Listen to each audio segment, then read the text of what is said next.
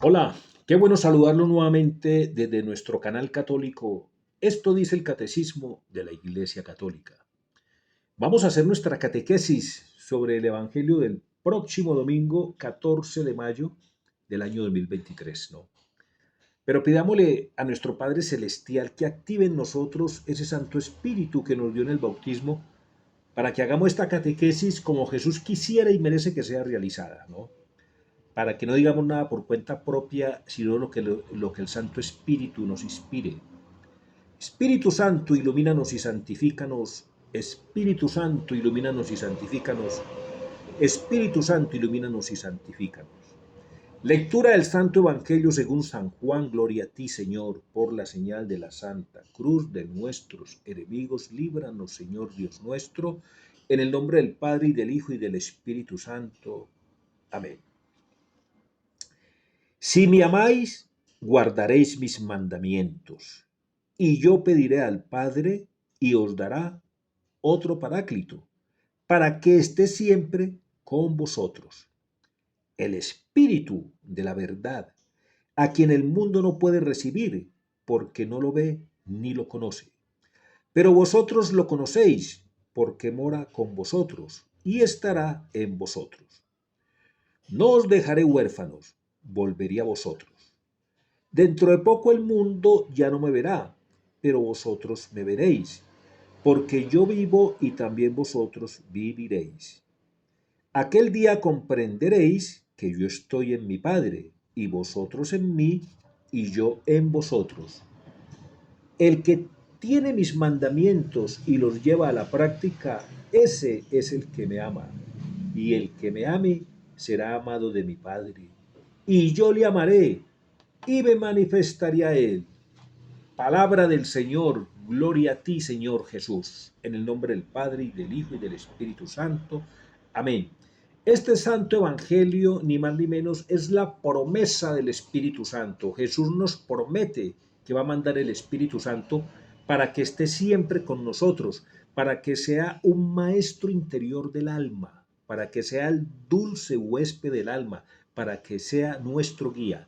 Es decir, Jesús nos dice, vea, yo les voy a mandar un guía espiritual, un maestro interior del alma, mi espíritu, el que me hace pensar, hablar y obrar a mí, ese mismo espíritu yo se los voy a mandar a ustedes, a todos ustedes, pues a los que los quieran aceptar, ¿no es cierto?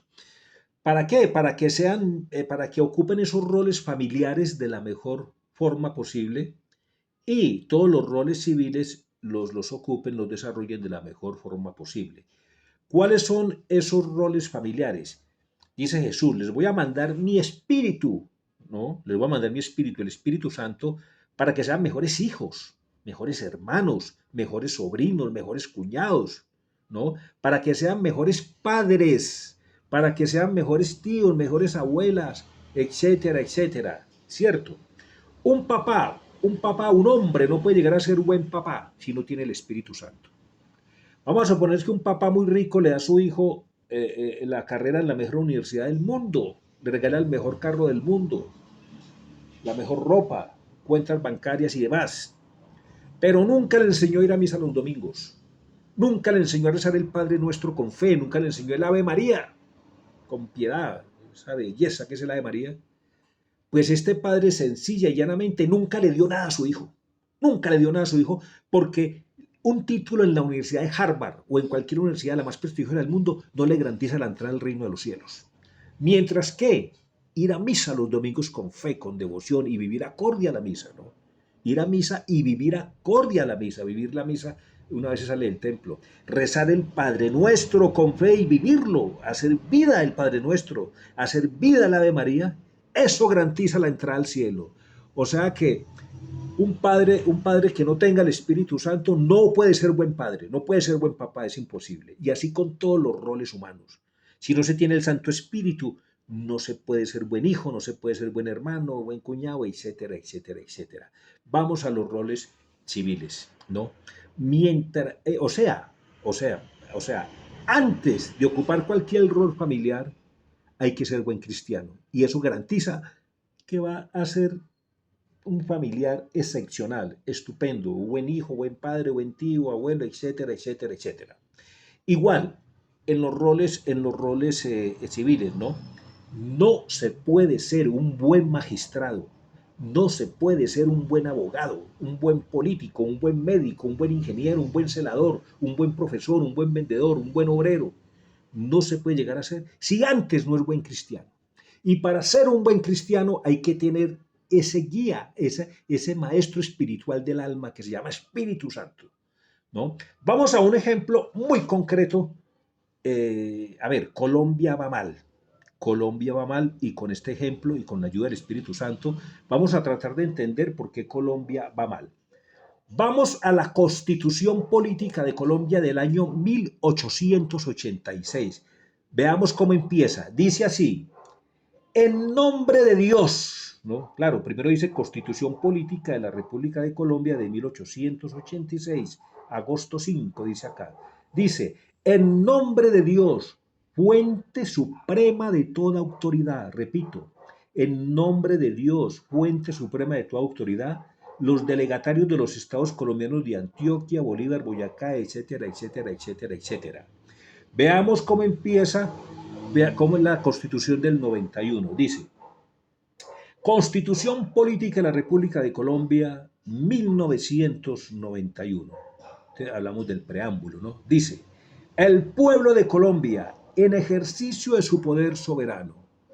Ojo, el pueblo de Colombia, en ejercicio de su poder soberano, representado por sus delegatarios a la Asamblea Nacional Constituyente, invocando la protección de Dios y con el fin de fortalecer la unidad de la nación y asegurar a sus integrantes la vida, Bueno, ya vemos que hay una gran diferencia entre la una y la otra.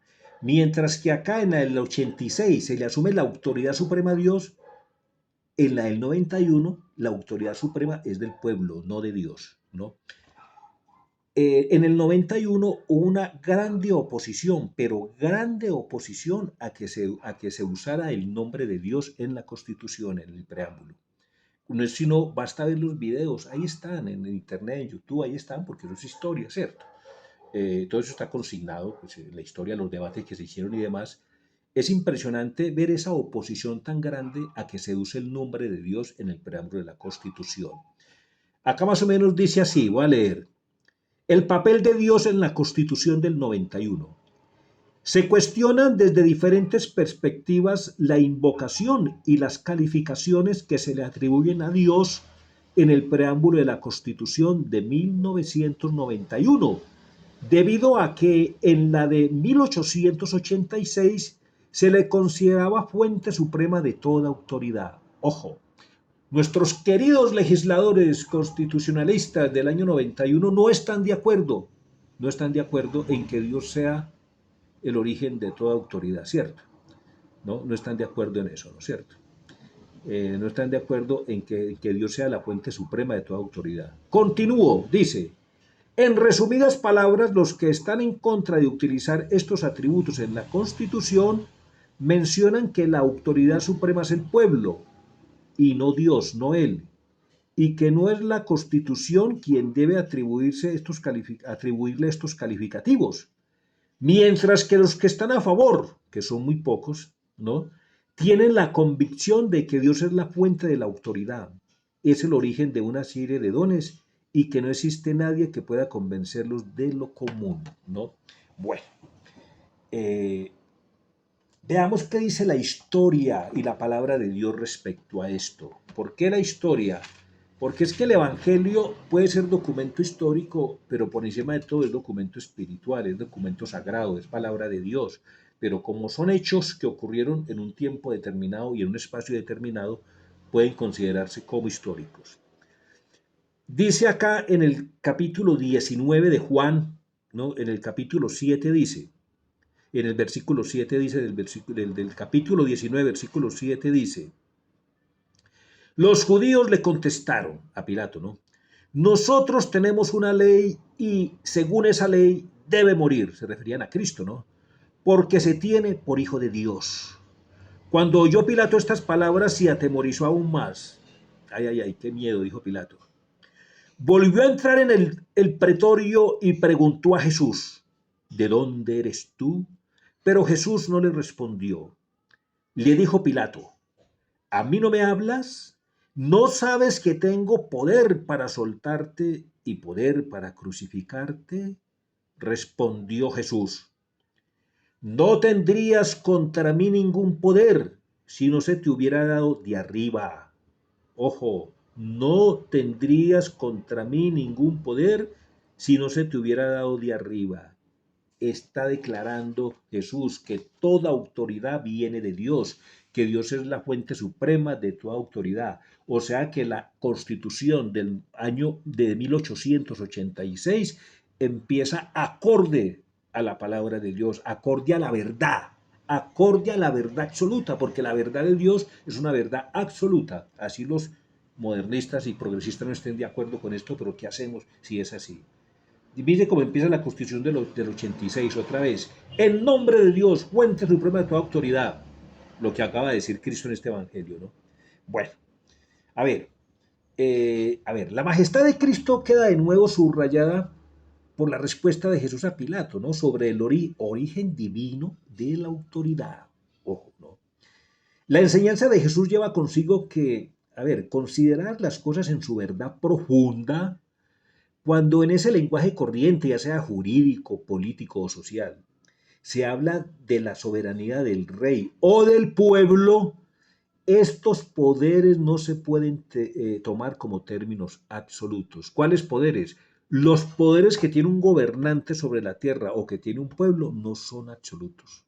No son, el único poder absoluto es el de Dios. ¿De acuerdo? Todos estos poderes de gobernantes y de pueblos son relativos, subordinados siempre a la soberanía absoluta de Dios. ¿De acuerdo? De ahí que ninguna ley humana pueda ser justa y por tanto obligar en conciencia si no está de acuerdo con la ley divina. ¿No? A nadie pueden obligar a hacer alguna cosa si está en contradicción con su convicción religiosa, espiritual, según lo que dice aquí, ¿no es cierto? ¿Sí ve? Entonces mire cómo Colombia va mal. Colombia va mal, ¿por qué? Porque los colombianos no tenemos ese maestro interior del alma, que es el Espíritu Santo. Entonces, mientras los abogados, antes de ser abogados, no sean, primero que todo, buenos cristianos, no podrán ser buenos abogados. Puede que para el mundo sean excelentes abogados porque ganan grandes batallas jurídicas, pero ante Dios, ¿qué? No tienen la guía espiritual del alma, no tienen la verdad. Jesucristo dijo: yo soy la verdad, el camino y la vida. Eso no se puede desconocer. No, un médico no puede ser un buen médico mientras no tenga ese maestro interior del alma. Un científico no puede ser un buen científico mientras no tenga ese maestro interior del alma. El poder ejecutivo, mientras no tenga, el que ejerce el poder ejecutivo, mientras no tenga ese maestro interior del alma, ese guía espiritual del alma, jamás podrá ser un buen gobernante. Lo mismo el poder legislativo, mientras los legisladores no tengan esa luz interior, ese maestro interior del alma, jamás podrán ser buenos legisladores. Lo mismo en el poder judicial, ¿no? Los juristas jamás podrán ser buenos, podrán importar, podrán hacer buena justicia mientras no tengan a ese maestro interior del alma, ¿no? Eso ocurre en todo el mundo, ¿no?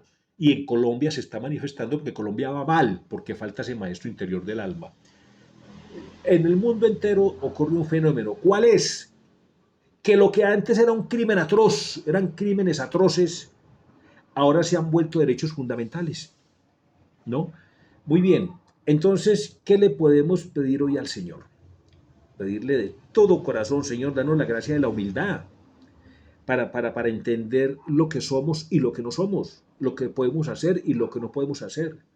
Danos la gracia, danos esa gracia grande para entender que la iglesia no se puede democratizar.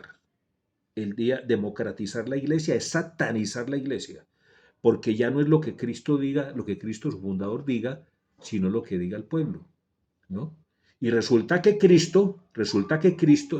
la iglesia es la antítesis de una democracia, porque en una democracia es el pueblo quien elige al gobernante, y el gobernante dice lo que el pueblo quiere que diga, pero en la iglesia es diferente, porque el gobernante de la iglesia no lo elegimos nosotros, él nos eligió a nosotros, y nosotros no hacemos lo que querramos, sino lo que él diga. Entonces, lo contrario. Por eso el peligro con el sino de la sinodalidad, con el cardenal Grech, su coordinador, cuando dice que hay que hacerle caso a la autorrevelación, o sea, lo que piensa el hombre en este momento, que eso es el Espíritu Santo hablando en nosotros. No, de ninguna manera. El pensamiento del hombre no puede estar por encima del pensamiento de Dios. La palabra del hombre, la palabra humana no puede estar por encima de la palabra de Dios. Entonces es el peligro que se cierre no solo sobre el Estado, sino sobre la Iglesia.